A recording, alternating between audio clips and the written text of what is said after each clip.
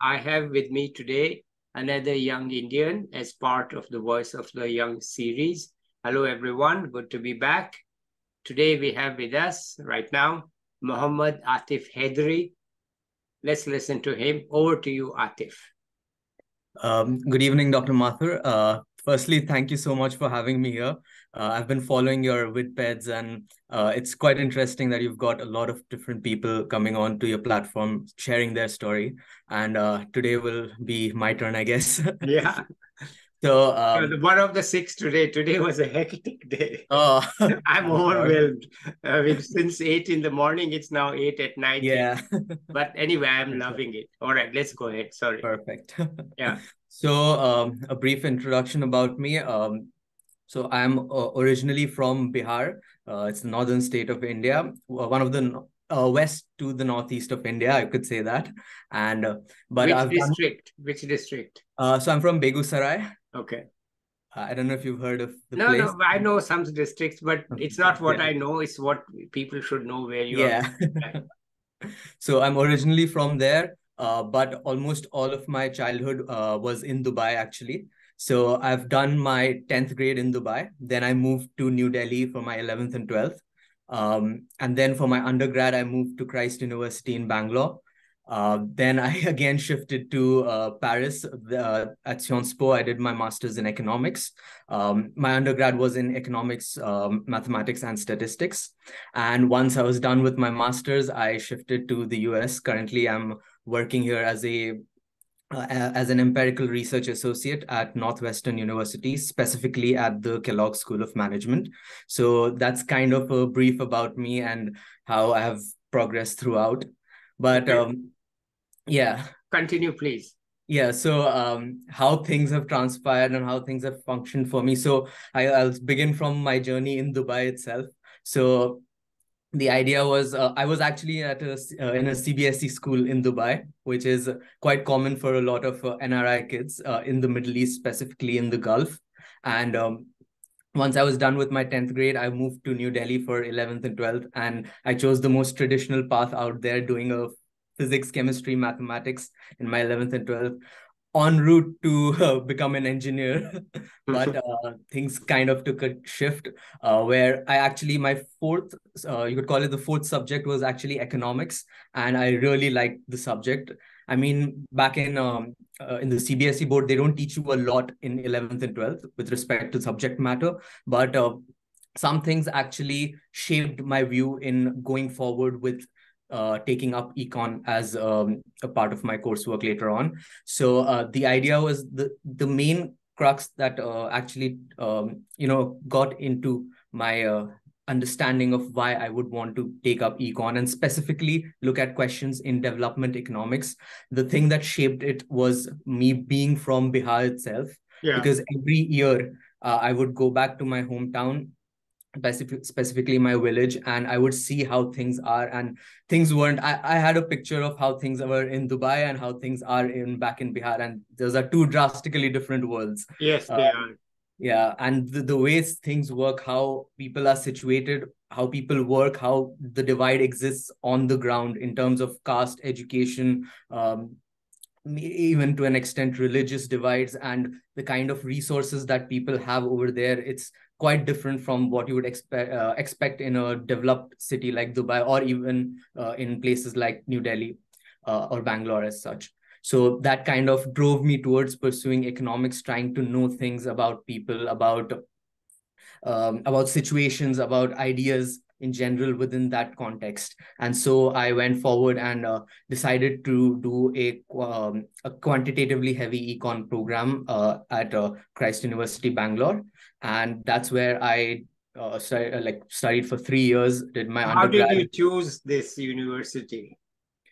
Okay, so that is quite interesting process. So the thing was, my initial aim was to go for the top 5 to 7 university colleges at Delhi University, but I was not able to clear the cutoff. To be quite frank, it's a really high requirement as such. Yeah. So the next best options out there for me were Symbiosis and Christ University Bangalore, and uh, I got through for both their entrance exams and things like that. I cleared all of them, but then I decided for Christ University because in terms of the structure, the coursework that it was offering me, this idea or concept of triple majors in economics, mathematics, and statistics. So I wanted something a bit quantitatively intense. And that was one major reason. Second being the financial aspect. The cost of attending Christ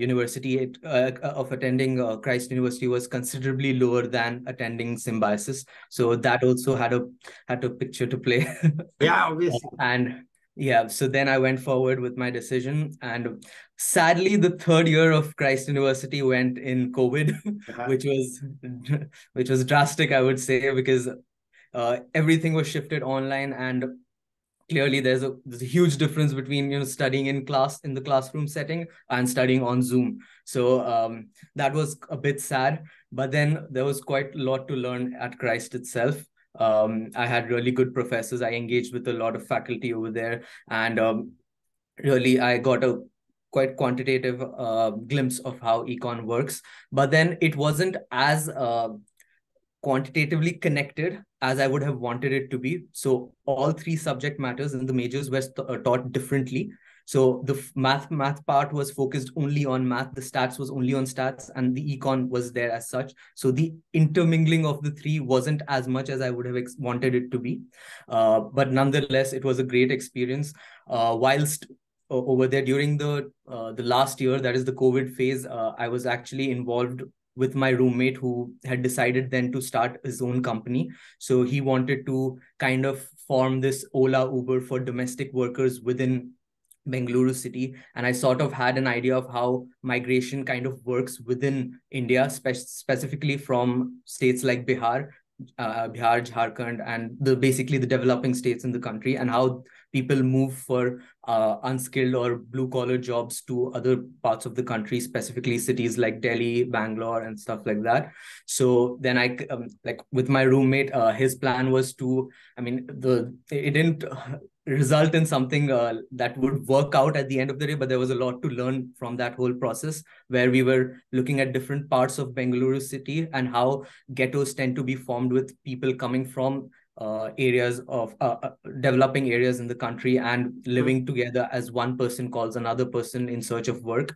And I was going about trying to figure out and trying to pinpoint areas within Bengaluru city, and then also working with the app development team, trying to tell them about ideas of how to onboard people on the platform and how to have like the connection between the supply side and the demand side of these services, because these services are quite in demand within cities like Bengaluru, especially like students who come from upper socioeconomic backgrounds. When they move from one city to another, they are in their flats and they're looking for people who can do the cooking, cleaning, and things like that for their flats. And that was the market we were kind of trying to establish ourselves in. But that sadly could not work out. The reason mainly being it was the time of COVID, and it didn't come to fruition.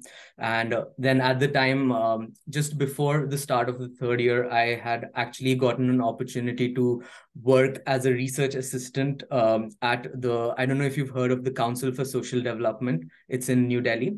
And no, so I don't know it. I don't know. So the idea was that I would work as a research assistant there with a professor specifically in development economics. But sadly, that also could not come to fruition because of the restrictions on flight or mobility in general in the country. This was at the start of the first wave of COVID-19. So you continued to live in Bangalore. So I continued to live in Bangalore for 6 months until the end of the first wave, basically. Yeah. Then I moved. So that is also quite interesting. So then I had moved. So this was in between the first and the second wave. So I moved to Dubai for 2 months to be with my family members. And at the time, I had applied for my master's programs, and I got through into Sionspo. And so I decided to come back to India and to apply from India for the visa and all of the bureaucratic processes. So actually, I came back and I spent 6 months in Bihar. And this was like 2 months into Bihar. It led to the second wave of COVID-19. So that was also quite an interesting experience, because when I was in Bihar, there was a lot of things that were going on ground, because I got involved with a lot of my relatives and some of my far-off cousins, where we were trying to actually spread awareness about vaccine, because there was a lot of vaccine hesitation within within my village, basically. So we were trying to incorporate and collaborate with people, specifically people from different castes, to try to, tell them that this is not something, it's not a conspiracy coming about from the government or from people around, but it was something that was really very much needed. And there were things that I noticed that I would not have known if I weren't in that scenario or at that place. Specifically, one thing that I clearly remember, I had gone to a local public school over there where they were giving people vaccines, and you were required to present your Aadhaar card or a document to verify whether a verification document specifically. And speaking to people over there, the person in charge, he would actually tell us that each bottle of vaccine had a certain amount of basically certain amount of injections that they can utilize, and out of that they would actually leave two doses, just for people who did not have any documents available to them. So an entire process, which is, I don't think documented at all, is that there were people who did not have documents who were vaccinated, and there was an entire process or drive going around, not just in my village, but in different parts of the village, of different parts of different villages, where people knew that these were problems and they were trying to tackle these problems. And the idea was that we need to spread awareness so that more and more people come forward and take the vaccine. And so it was a really good learning experience. And even though it was really sad, especially the second wave of COVID-19, it was terrifying to see something of that sort. But yeah, so that was my experience from. But were you still doing classes at that time, or it was? Yes, I was doing online classes at the time. But how was the internet connection? So I would say I'm privileged enough to, have an internet connection back in Bihar in my house as well. And it wasn't the best, I would say. Sometimes the video I could not see. And then, there have been really interesting experiences, because there was a time when this was during one of my final exams and it was online. And the transformer of my area had just blown because of like a short circuit or something of that sort, and there was no electricity for 2 days. So me and my cousins and I, we actually went 2 kilometers away just to get a generator, and got the generator in, plugged that to our main electric supply, and started using that for electricity. So yeah, I've had really great a lot to learn basically from the experiences. Yeah, because when I'm trying to, as a mentor at times, I'm connected to rural Haryana, rural UP. You can hardly hear what they're saying. I miss 50% of what they're saying, even on. That is true. Yeah. That is true. And the funny thing is, during some of my exams, like the background would be like someone's wedding is going on, or someone's got some function going on, and the entire village is up in arms with you've got horns playing and then people singing, and then all of that comes in. I was having a viva and my professors were like, what is going on in the background? I'm like, welcome to rural India. This is how things are over here. But you'd already got admission to a master's program. Yes, so I had gotten my admissions in December itself. So what is that place in Paris that you got? So it's called Sciences Po. It's the Paris Institute for Political Studies. Okay. And so my master's, it was basically a research master's in economics. How come they admitted you without knowing what your final grade point average is? I mean, what was the magic?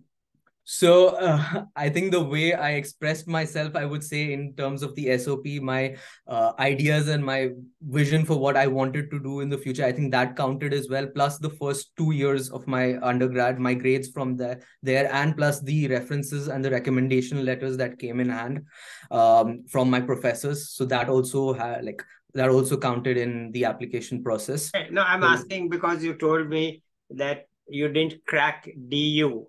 Right, you didn't have the marks, and now suddenly you started getting good marks. What happened?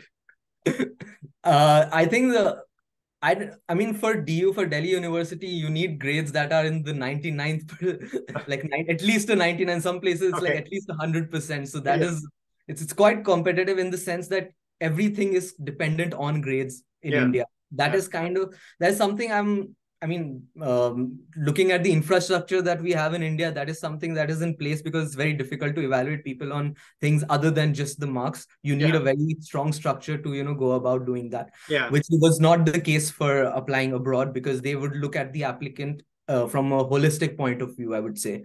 So they look at everything, like from the references, recommendations, to the way we think about our future, our vision, why we want to study economics, why a master's, what the plan would be ahead, and what was the plan beforehand. And all of that would come into play in that entire process. And then I had actually applied to quite a few places, especially even in the UK. And initially, my plan was not to go abroad because of the financial constraints that come with it, because it's quite expensive going abroad. But then by God's grace, I actually got a scholarship as well, which kind of helped me make that decision to, pursue a master's abroad. So thankfully, like I was able to get a French government scholarship that actually provided me with a stipend every month. So that helped cover my costs, my living costs, basically. And so that helped a lot. Plus, I worked there within my master's program. I worked as a research assistant. I think that was with 2 different professors. So that also brought in some sort of income that kind of helped me, go about with the master's program. So yeah. So once. So after your graduation, you left right away, or within a few months? No job, nothing, no? Nothing. Right after my graduation, I decided to pursue a master's, because for me, I thought that even though I've done a quantitatively intense, at least that's what I thought at the time, a quantitatively intense bachelor's program, I didn't think that the econ part of it was as intense as I wanted it to be. And here it was the opportunity to do a research master's, basically. And so I thought that that would be something that would add to my skill set per se, to kind of become a researcher, because at the time I still wanted to become a researcher. I still do right now. So that was the aim at that time. So I decided not to sit for placements at all. So that was the idea for me. It was from the beginning itself. And were you the only one from your bachelor's class, econ, not econ, the triple thing, to go abroad, or this was a common thing? So from what I remember during my because the last year I didn't get into a lot of connections with my friends, because most of them actually took a year to actually decide and apply to master's programs. Many of them actually took a 1-year gap. Either they started working or they started preparing on their applications. They basically took a gap year. I think 1 or 2 of them did apply for masters, but they focused more on data science. Because the good part about my undergrad degree was it opened a lot of avenues into specifically into data science. Even in I think one of my friends went for a master's in mathematics as well. So it kind of opened doors for all of that. Okay. So all right, so you make it to Paris. What happens there? Yes, I make it to Paris. Thankfully, my visa came on time. Everything worked out well. Then my sessions started. So we had a math camp 1 week before the main classes. And that's when I realized how unprepared I was for the kind of econ that would be taught. And yeah, that was, to an extent, I'm super glad that I actually chose that master's. It was really intense. It kind of gave me the skill sets that I'm using even to this. I mean, I'm using that right now for my work at Kellogg, and the kind of tools that it equips you to do economics research. It was quite wonderful, I would say. And so it was around 2 years. The master's was for 2 years, wherein apart from the coursework, I got the opportunity to work as a research assistant for one of the professors at Sciences Po and one of the professors at a French government research institute. So that's called the IRD. It's a research institute for development. And so over there, with one of the professors, at Sciences Po itself, I worked in the fields of ESG, corporate governance, and ESG economics per se. So we were looking at sentiment analysis and things of that sort. And then at the IRD, I worked in specifically with data from looking at network economics. And the project at IRD was basically it was a pre and post COVID analysis, where I was looking at how how different small businesses within close confines, like within places where they have multiple offices, co-working spaces specifically, how their interactions lead to better financial outcomes for them in the future. Okay. So we were at the preliminary process for that research. And so that was an excellent experience. And along with that, I got an opportunity to write a master's thesis as well here, where I was able to get data on French appeal courts, and I utilized that data, basically the quasi-random allocation of, I mean, I'm getting quite technical. I don't know how it works. Fine, let's go. But it was basically quasi-random allocation of cases to judges. And so I was looking at how gender biases, how predominant are gender biases in decision making within French appeal courts.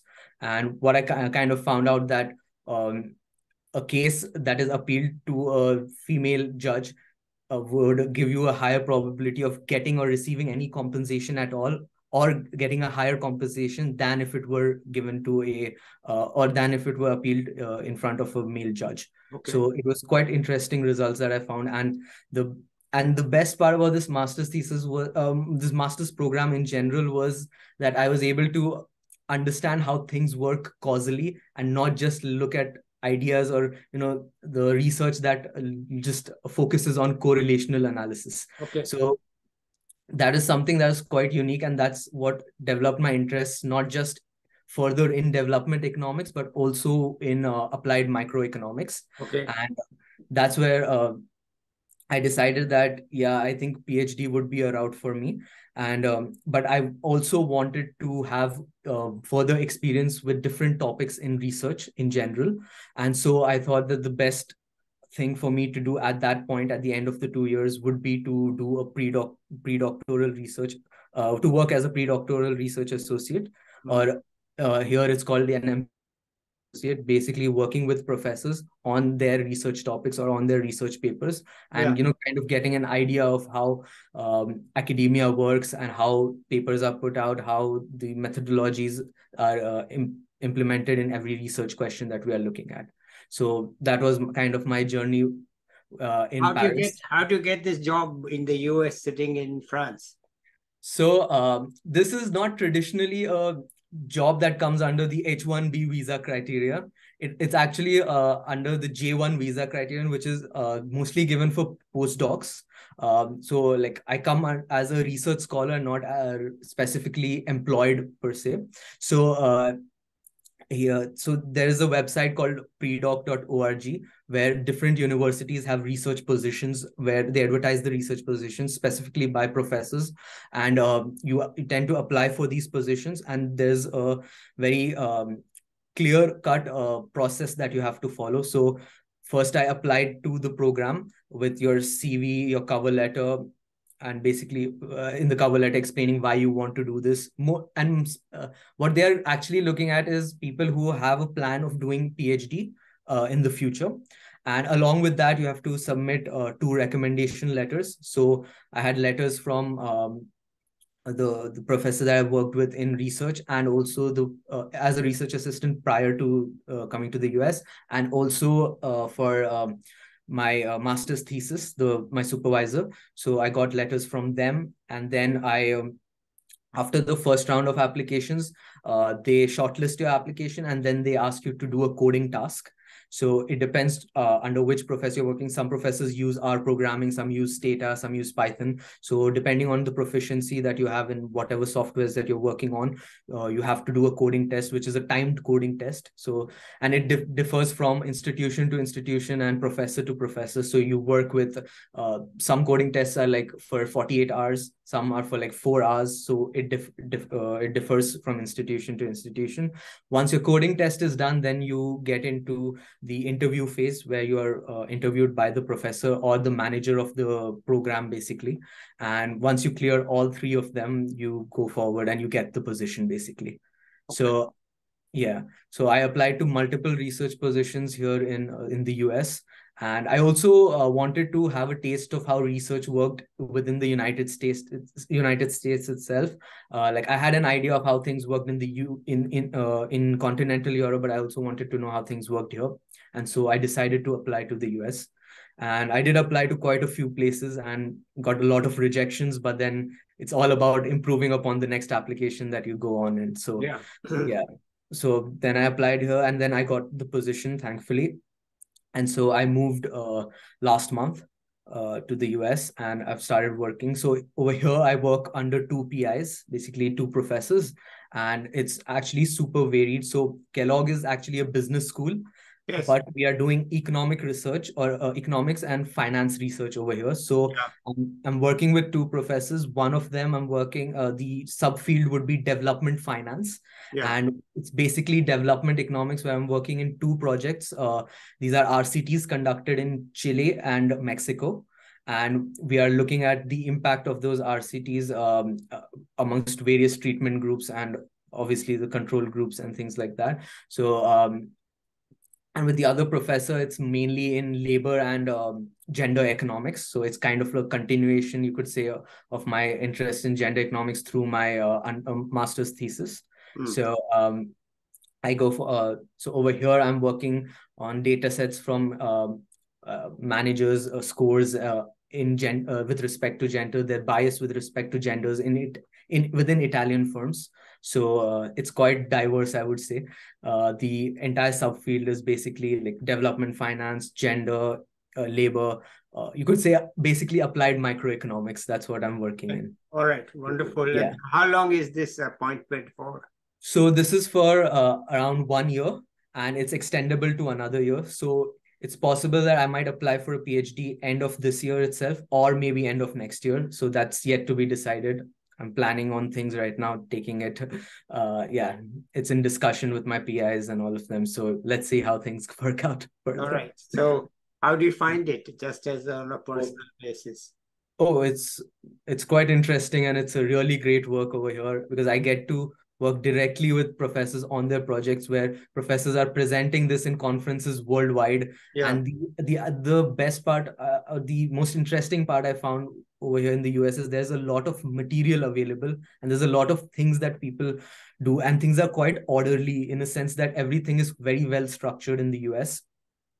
And also that the kind of exposure that I got over here, not just working with my PIs, but also because there's a poverty lab at Northwestern University as well. So I get to interact with researchers over there. I get to interact with professors, with other research analysts in other labs within the basically within the university. And the best part is the universities here tend to be huge, so you get to interact with different departments.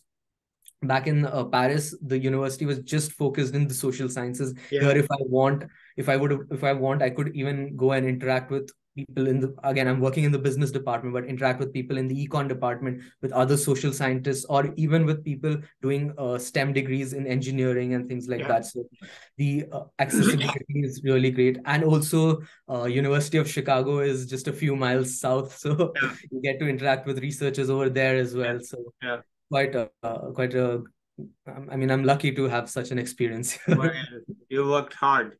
You worked hard for it, and you're working hard. Nobody gets there without. No, but I do think I've been privileged enough to be here. Like, it would not have been possible without the support of my parents or without being able to, have even that minimum amount of income to do a master's program or even have so it's all, I think, a culmination of privilege along with maybe hard work. You could count that, maybe even opportunities that come your way, that because obviously I cannot go about and say that I am the best person for this job. I'm pretty sure there are hundreds of people much better than me, much more qualified than me, who can be a part of this institution, who can do the job that I am doing. So it's always a rounded kind of thing where you've got support from n number of people who've acted as privilege, I could say. That's all how right. I think. Wonderful.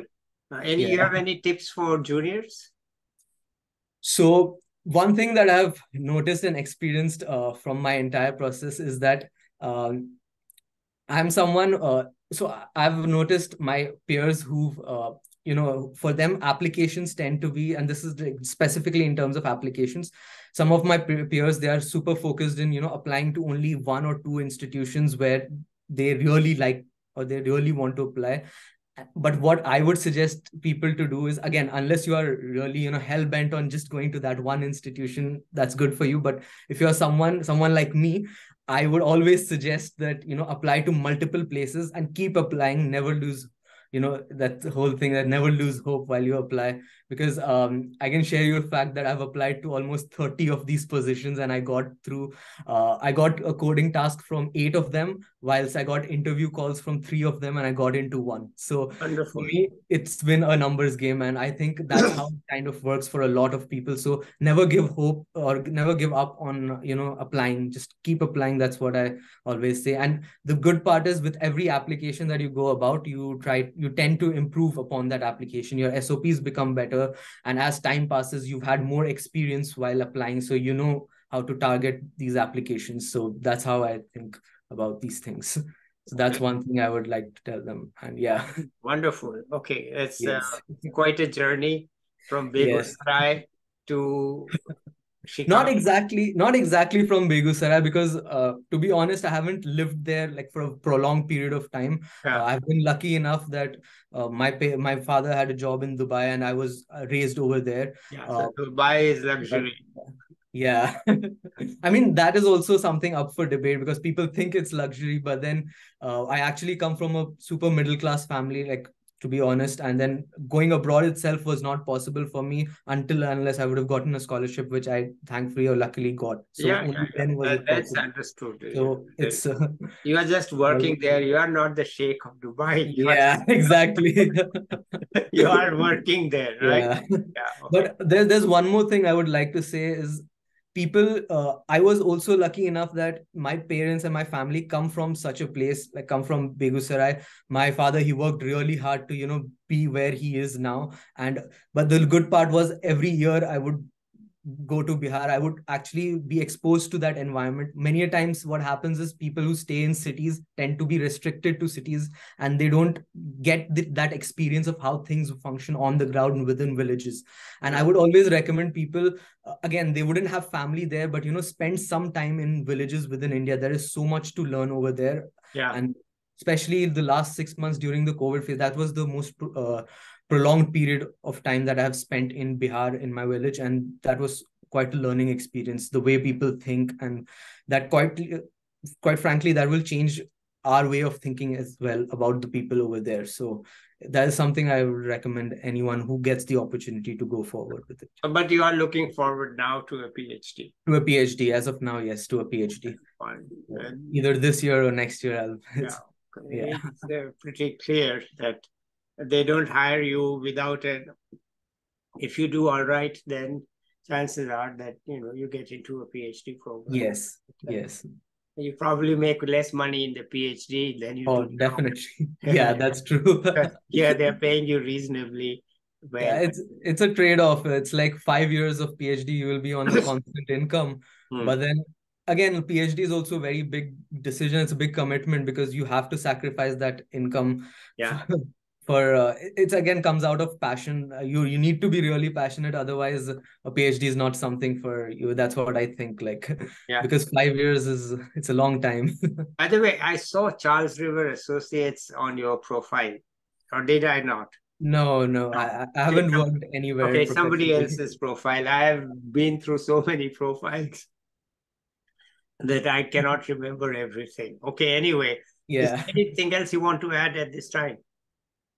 Um, I would uh as of now, nothing specifically, but then I would say that a lot of students, they tend to be hesitant in applying to different places, even moving out of their hometown per se, in from their particular cities and things like that. And this I've noticed with a lot of my friends and a lot of different peers that have been involved in Hmm. Bangalore itself. There were people who were in Bangalore, and they would stick to being in Bangalore. I would always tell that it's always amazing to be out of the comfort zone, move to a different city. Again, it might come from a privileged point of view, but then also that you get to experience so many different people. You get to interact with different people, get different experiences, varied experiences, and that helps quite a bit in, your personal development, understanding the world around you and things like that. So, the perspectives keep changing, and I'm lucky enough to,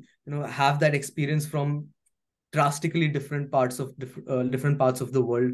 So that is something I always would recommend people to, Okay. move out of their comfort zone. All right. I've heard this from many. You are not the first one. I've heard this from many. So I guess there is a truth to it. Yeah, Definitely. definitely. Should move out. Okay, we perhaps catch up with you 1 year from now to see Perfectly. which Perfectly. university you have been starting your PhD. Thank you so much, See Dr. what you have to say then. Okay, so let's say bye to the viewers now. I'll be back with another young person or an expert. Till then, bye. Bye-bye.